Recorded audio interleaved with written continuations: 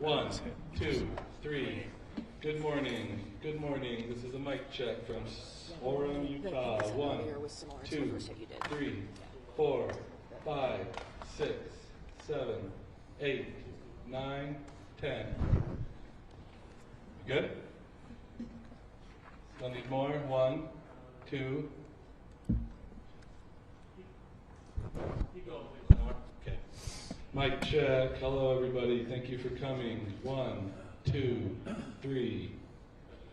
Mic check. 1, 2, 3. You're welcome.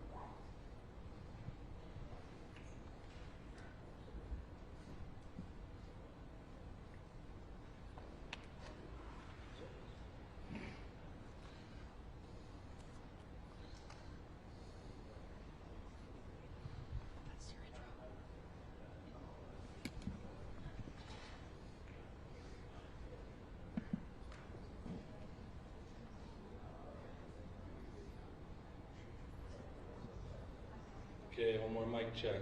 1, 2, 3.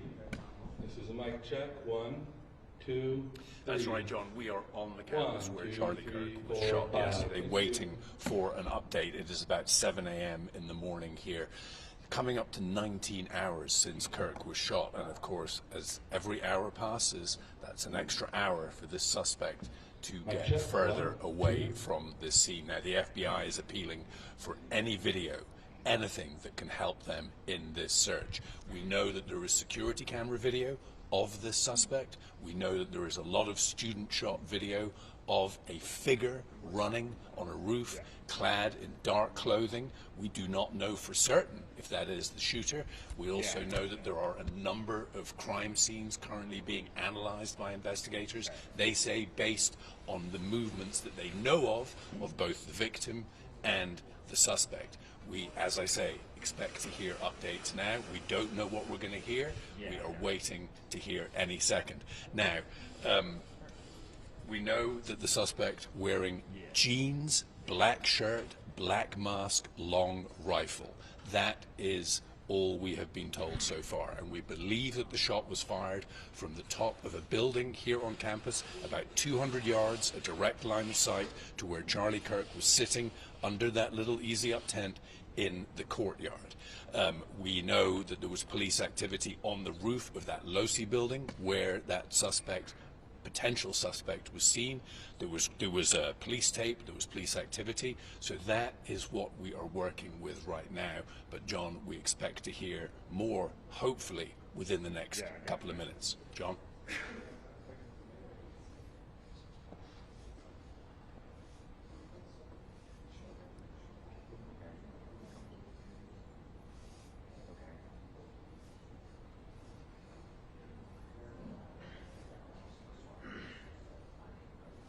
Yeah.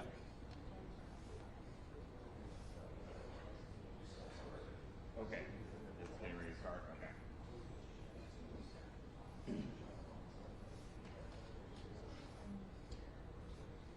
Yeah, correct. I mean, that's an unusual move for the director of the FBI to be making that kind of statement when this is being handled by FBI on the ground, but also by local law enforcement. We've also heard a lot from the governor here in Utah, who has taken a front position here. He has said that they are looking for one person. He says this is a political assassination, and he says that there is the death penalty here in Utah. And if this person is apprehended, the governor intimated that that is something that they would be pursuing. Of course, there's also the possibility here of federal charges that would supersede state charges. But yes, we are expecting to hear from the people on the ground who are actually directing this investigation, this manhunt, which, as I say, the longer it goes, the harder it can get. John?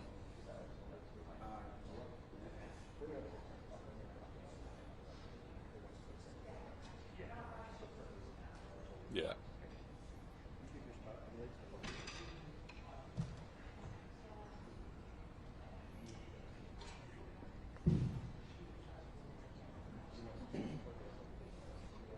All right, John.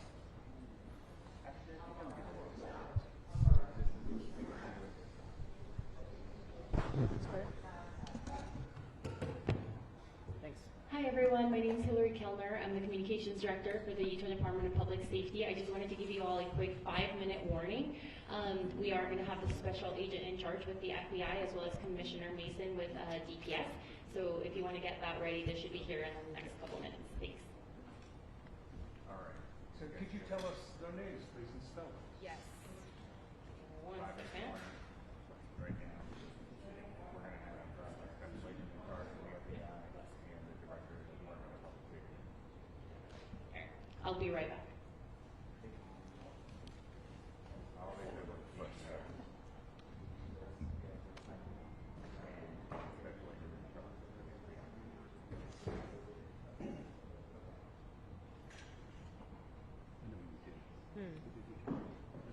Yeah, sure did. Yeah, Utah Department of Public Safety Commission. Thank you. Okay. So it's Utah Department of Public Safety. Oh, Mason. Thank you. Director or Commissioner. Thank you.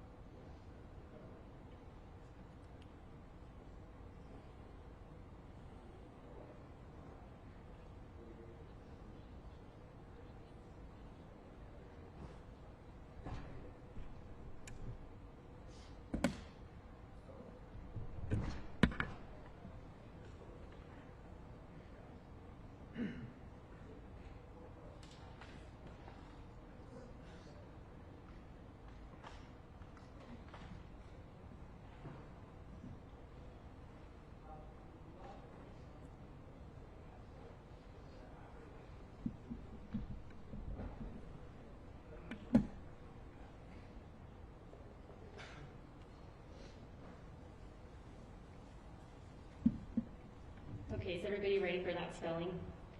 FBI speaker is Special Agent in Charge, Robert Bowles, R-O-B-E-R-T, last name B-O-H-L-S.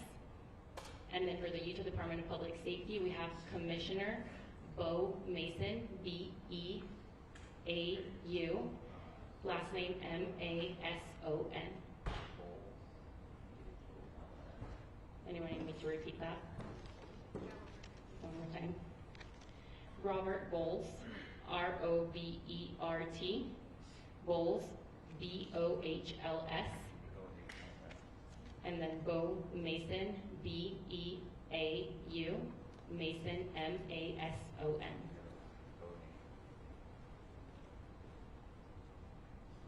Everybody got that? Perfect. Hi everyone, my name is Hillary Kellner. I'm the Communications Director for the Utah Department of Public Safety. Today we will have two speakers, one representing the state of Utah and one representing our federal agencies. They will be providing some updates as well as a recap of what happened here at Utah Valley University yesterday. We will be able to take a couple of questions after they are done speaking, but it will be short in order to stay in tune with the president speaking at 9:45. So I'll go ahead and introduce Commissioner Bo Mason.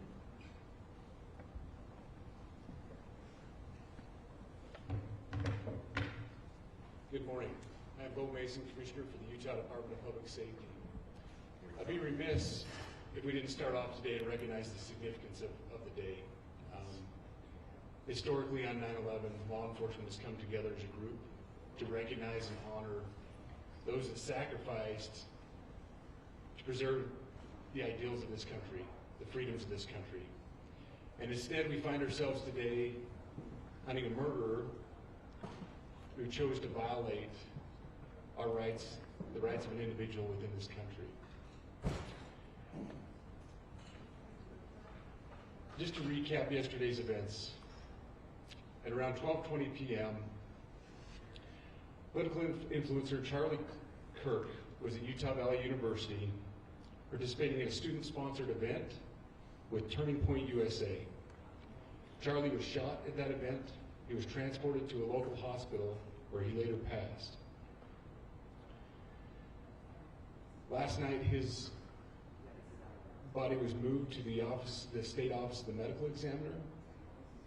We will continue to facilitate movements to get him home today and with his family. Yesterday, during the investigative process, we located a couple of persons of interest. We interviewed those individuals, and after releasing them and after clearing them of being suspects, they faced scrutiny, they faced threats. We asked the public to be patient with the investigative process. These individuals were not suspects, they were people of interest. We ask that you do not impose into those people and that investigative process. They don't deserve that harassment for being subject to that. I'd like to thank all the investigators that are involved in this. They have worked around the clock, all day yesterday, through the night last night.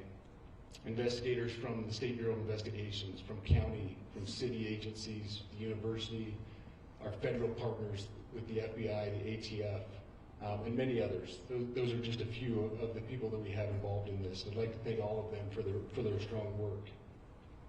Through all that work last night, we were able to make a few breakthroughs. We were able to track the movements of the shooter. Starting at 11:52 a.m., the subject arrived on campus, shortly away from campus. We have tracked his movements onto the campus, through the stairwells, up to the roof, across the roof to a shooting location.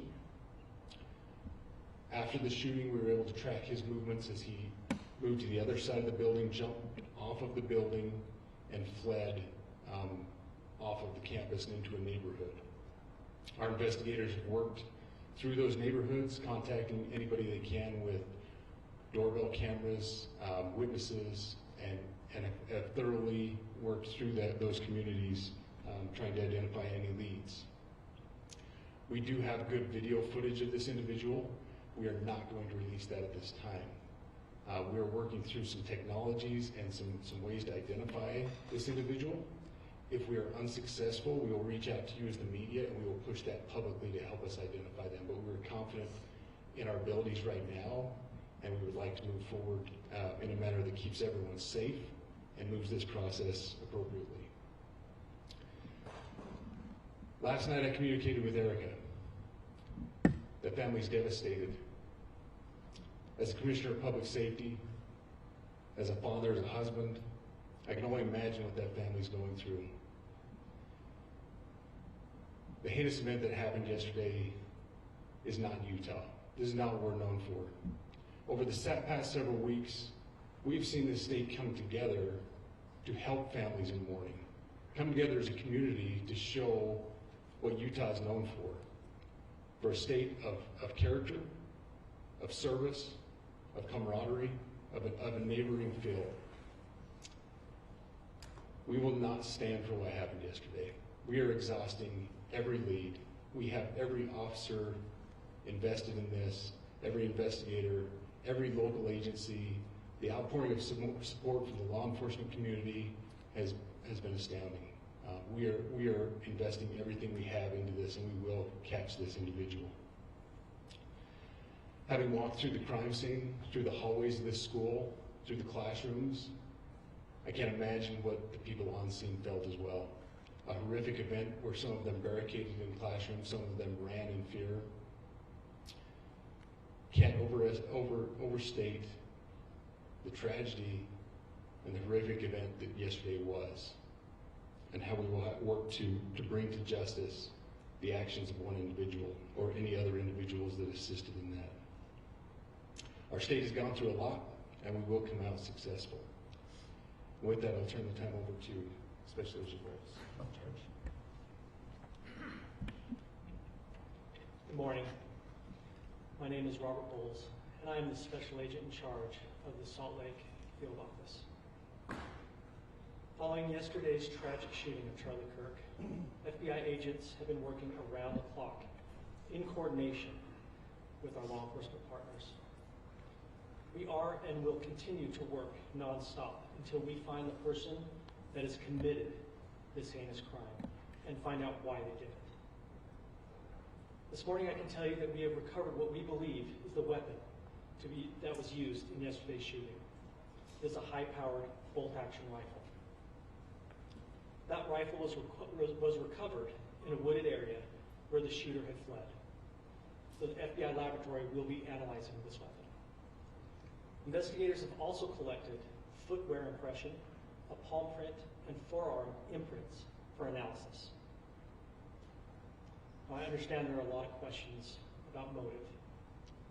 I assure you that all leads, tips are being fully investigated.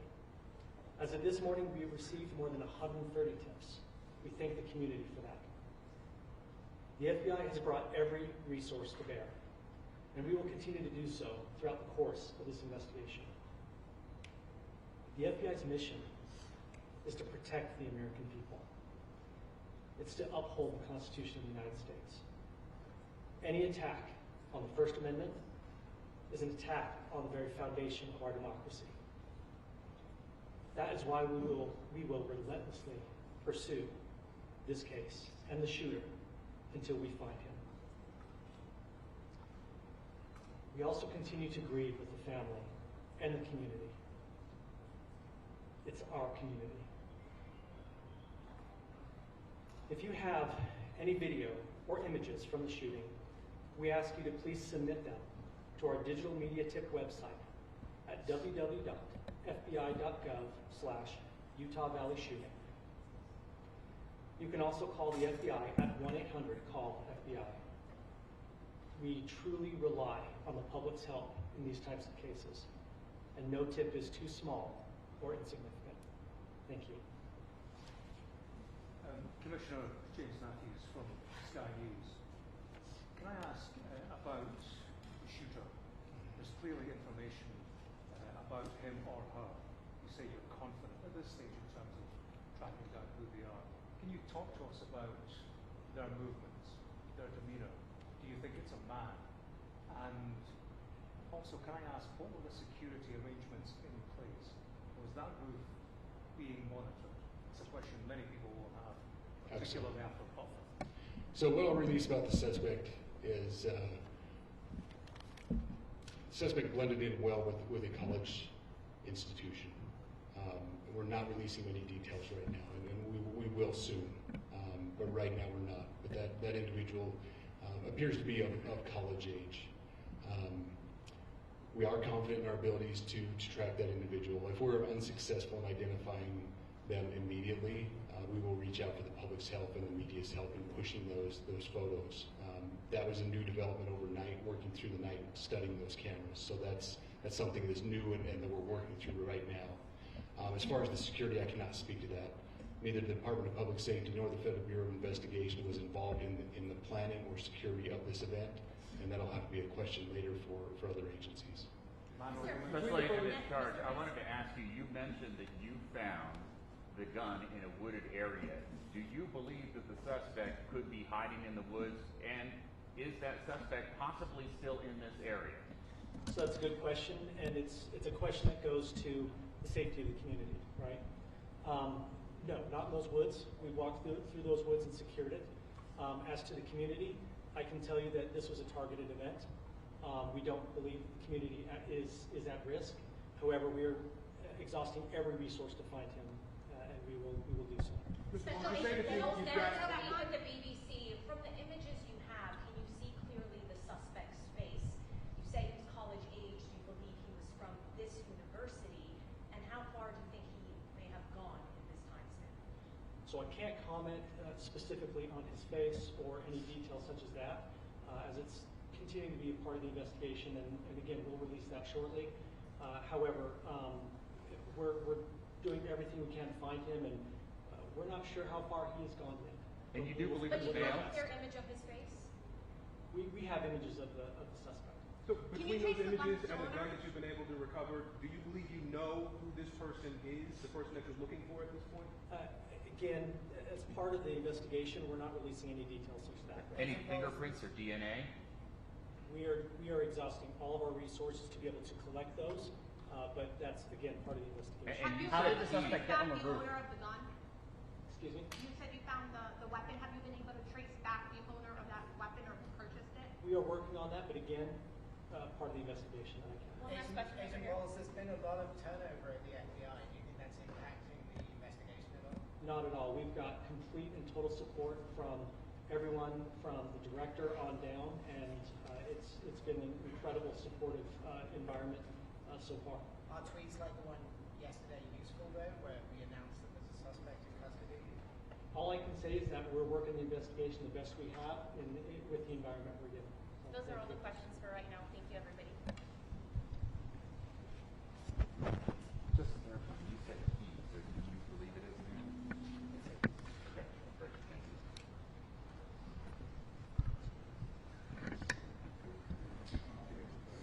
Here we go.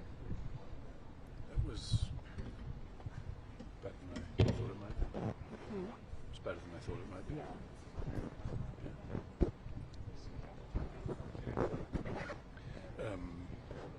What am I doing? Right now, we will have the live thing, but we have a second break.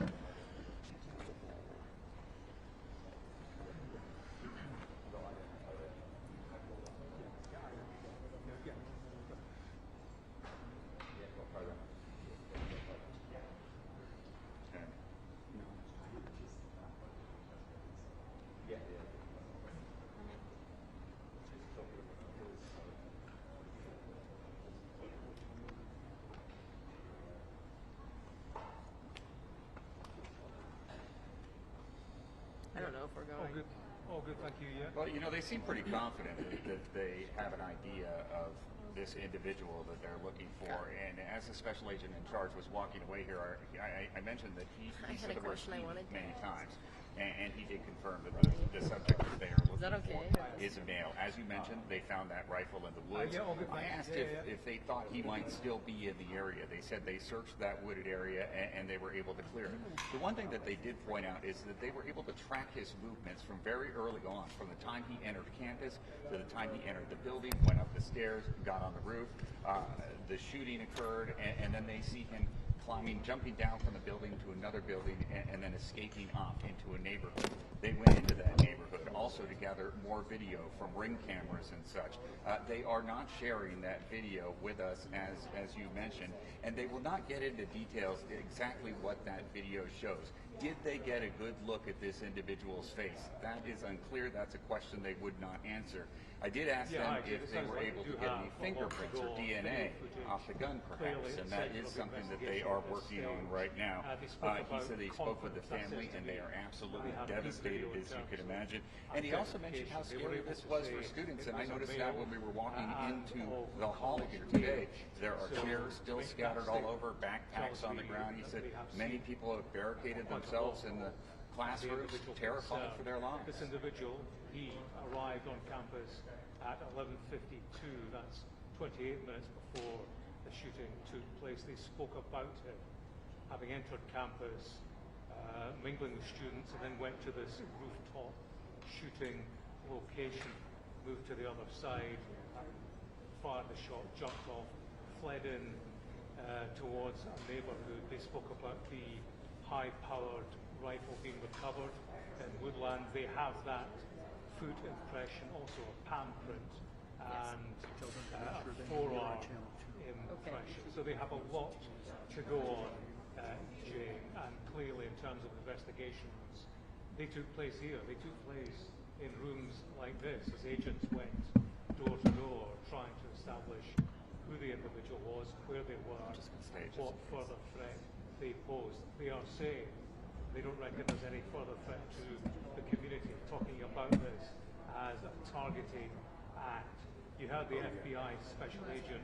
He didn't commit to a motivation. Mic check. We're seeing that we're he didn't condone an attack on mic check. 1, 2, 3, 1, 2, 3.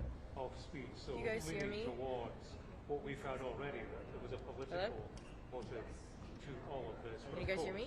Until we find out who was responsible, questioned then they don't have the motive related. They are not talking to me. Firsthand. So college age, this is a place where students tended to be rather old, and a large portion of the population was I'll tell Ashley mid-20s and upwards. So that doesn't necessarily put it down to the 18 to 22 age bracket, but investigations clearly local at this stage in terms of video. Hey, actually, my audio's on channel 2. They are speaking to people in the neighborhood, essentially tracking the route that they guess at this stage So it's like a half an hour, right? And looking for any kind of particular video footage along that route. That will be the principal area of inquiry, and from there it will fan out. But they escaped on foot in the neighborhood, I suppose. They're looking for video footage that shows his face. They'd be looking for footage that shows a vehicle, perhaps. And then, of course, the search extends. Was he on foot? Did he get into a vehicle? Because massive checking registration plate recognition software, also CCTV to check the roads, to check for any associated